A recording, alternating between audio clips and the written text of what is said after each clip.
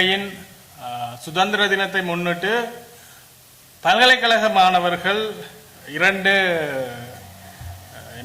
சுதந்திர தினத்துக்கு எதிராக இரண்டு பேரணிகளை ஒழுங்கு செய்திருப்பதாக அவர்களது அறிவித்தல்களை ஊடகங்கள் வாயிலாக கண்டோம். இலங்கையின் சுதந்திர தினம் தமிழர் தேசத்தின் கருப்பு தினம் என்று அறிவித்திருக்கின்றார்கள்.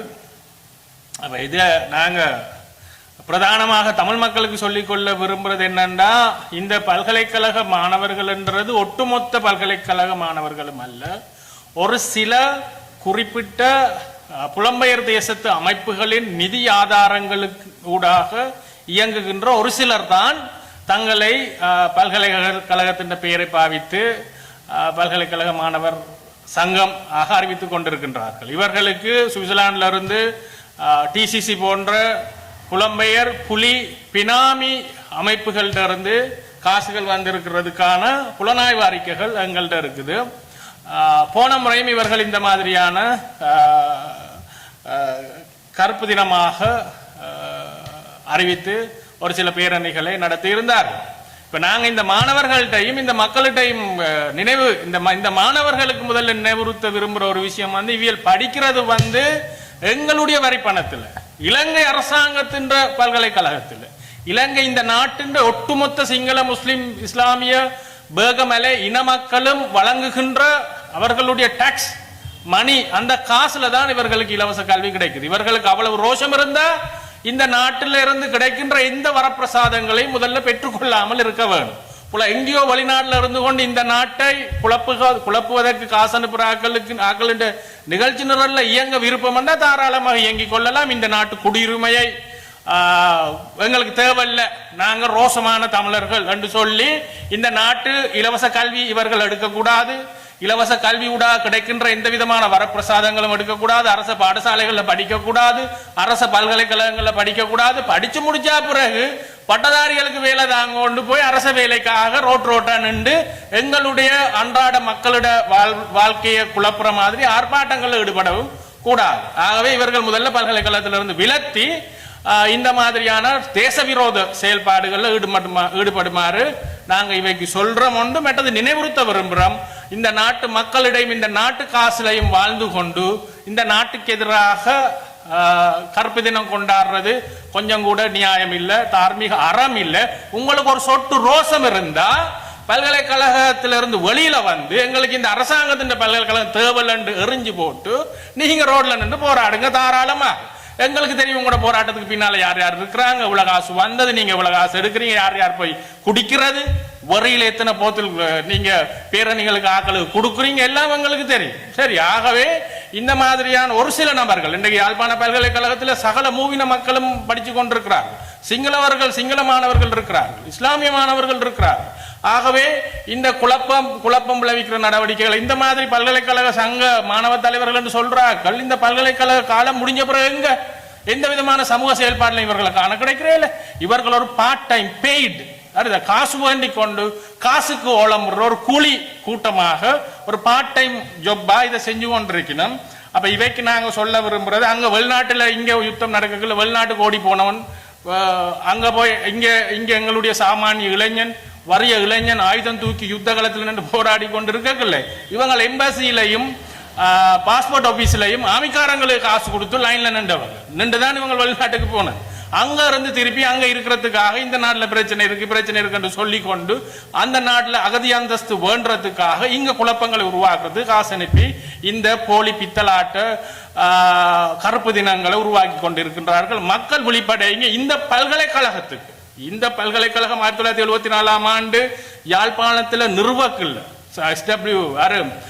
ஸ்ரீமா பண்டாரநாயக் அவர்களுடைய ஆட்சி காலத்தில் அவர்கள் தான் இந்த பல்கலைக்கழகத்தை யாழ்ப்பாணத்துக்கு கொண்டு வந்தது.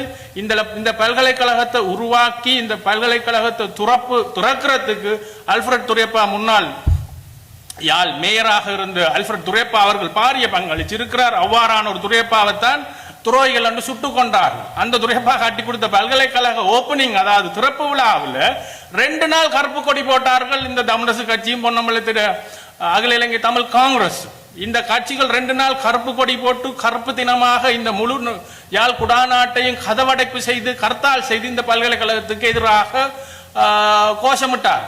சரி, அவ்வாறு கருப்பு தினம் போட்டு இந்த பல்கலைக்கழகத்தை எதிர்த்த போதும் அந்த சிங்கள அரசுகள் தான் யாழ்ப்பாணத்தில் ஒரு பல்கலைக்கழகத்தை கொண்டு வந்தது. அந்த சிங்கள அரசுகள் கொண்டு வந்த பல்கலைக்கழகத்துக்குள்ள இருந்து கொண்டுதான் நீங்க அரசுக்கு எதிராக போராடினா பரவாயில்ல, அதிகாரத்துக்கு எதிரான குரல்கள் வெளியில வர வேணும். ஆனா இது ஒட்டுமொத்த தேச விரோத செயல்.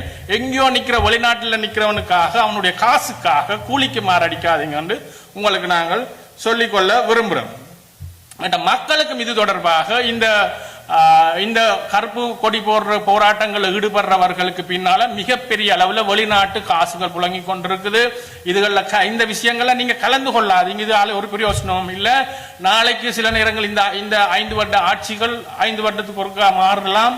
மாறிக்கொண்டு போய்க்குள்ள விசாரணைகள் வரைக்குள்ள சாதாரண அப்பாவி மக்கள் நீங்கள் சிறைச்சாலைகள்ல அரச விரோத தேச விரோத செயல்பாடுகளுக்கு துணை போவதன் ஊடாக நீங்க ஒரு காலத்தில் கைது செய்யப்படலாம். ஆகவே இவர்கள் அச்சுறுத்தி சில இடங்களில் இவர்கள் அச்சுறுத்தல்கள் மூலம் வெறுட்டி நகர அண்டிய பகுதியில் இருக்கிற கடைகளை மூட வச்சு அந்த மாதிரியான ஹர்த்தால்களும் நாங்கள் கண்டிருக்கிறோம். ஆகவே நாங்கள் வர்த்தக வணிக சமூகத்துக்கு தெரிவித்துக் கொள்ள விரும்புகிறேன். நீங்க ஒரு பயமும் இல்லாமல் அவரவருடைய வர்த்தக நிலையங்களை திறந்து வைத்து நீங்கள் சாதாரணமாக உங்களுடைய வியாபார வணிக நடவடிக்கைகளில் ஈடுபடுங்கள். எவராவது உங்களை அச்சுறுத்தினால் எங்கள்கிட்ட அறிவியுங்க. நாங்கள் அதுக்கான சட்ட நடவடிக்கைகள் எடுத்து தாரத்துக்கு தயாராக இருக்கிறோம். எந்த பயமும் இல்லாமல் தேசிய கொடியை ஏற்றி நீங்கள் இந்த சுதந்திர தினத்தை கொண்டாடுங்கள். இது கொண்டாடப்பட வேண்டிய ஒன்றே தவிர கருப்பு கொடி போட வேண்டிய அவசியம் இதுக்கு இல்லை. கருப்பு கொடி போடுற ஆக்கள் இந்த நாட்டில் இருக்கிற எந்த விதமான சலுகைகளையும் பாவிக்க கூடாது. இந்த நாட்டு பாஸ்போர்ட் உட்பட, இந்த நாட்டு காசு உட்பட, இந்த நாட்டு குடியுரிமையை கொடுத்து போட்டு அதை எங்களுக்கு தேவையில்லை இந்த நாடு போட்டு வேறு எங்கேயும் போய் நின்று சண்டை பிடிக்கலாம். இந்த மாதிரி தேச விரோத செயல்கள் செய்து கொண்டிருக்கிறார்கள். தமிழ் மக்கள் புரிஞ்சு கொள்ள வேணும், அம்பலப்படுத்தப்படுவார்கள். இவ்வாறான ஹர்த்தாலுக்கு கருப்பு கொடி போடுறதுக்கு இப்ப மக்கள் மத்தியில எந்த விதமான ஆதரவும் அற்று போய் கொண்டிருக்கிறது மிக தெளிவாக தெரியுது. அதே போல உங்களுக்கு கொண்டு காட்ட வேணும், இது நல்லாட்சி அரச காலத்தில் மைத்ரிபால சிறிசேன ரணில் விக்ரமசிங்க அவர்களுடைய ஆட்சி காலத்தில் அவர்களுடைய மேடையில இந்த தேசிய தினத்தை கொண்டாடிய சம்பந்தன் சுமந்திரனாக்கள் லைன்ல நிக்கின. அப்ப இதே அன்றைக்கு தேசிய தினம் சுதந்திர தினத்தை கொண்டாடியவர்கள் தான் இன்று தங்களுக்கு சார்பாக ஆட்சி ஒன்று இல்லாத காரணத்தால இந்த கருப்பு கொடி போடுறதுல முன்னுக்கு நிற்கிறார்கள். அப்ப நீங்க யோசிச்சு பாருங்க, இந்த கருப்பு தினம் என்றது, இந்த கருப்பு கொடி போடுறதெல்லாம் கொள்கை ரீதியில இவர்கள் செய்கின்றார்களா அல்லது தங்களுடைய சுயலாபத்துக்காக செய்கின்றார்களா என்றது தமிழ் மக்கள் உணர்ந்து கொள்ள வேணும். இது வெறுமனவே இவர்களுடைய சுயலாபங்களுக்காக உருவாக்கப்படுற எதிர்ப்பு ஆர்ப்பாட்டங்கள் பேரணிகளாக இருக்கின்றது. நீங்க அவதானிச்சு இனி வருங்காலத்தில் நீங்கள் உங்களுடைய ஒரு நாள் நீங்க நாளே கடையை பூட்டினால் இவர்களுக்கு வெளிநாட்டில இருந்து காசு அனுப்புற மாதிரி உங்களுக்கு யாராவது வெளிநாட்டில இருந்து காசு அனுப்ப போறார்களா? இல்ல. சரியா, இவர்கள் பெரும்பாலானாக்கள் இவர்களுக்கு எவருக்கும் உழைப்பு கிடையாது. உழைப்பு இல்லாமல் இந்த மாதிரி வெளிநாட்டு பணத்தில் நாட்டை குழப்பிக் கொண்டிருக்கிறார்கள். ஆகவே இவற்றுக்கு நீங்கள் துணை போகாமல் அவரவர் தங்களுடைய கட்டடங்கள்ல கடைகள்ல வணிக நிறுவனங்கள்ல தேசிய கொடியை ஏற்றி சந்தோஷமாக இந்த தினத்தை கொண்டாடுவோம். நன்றி, வணக்கம்.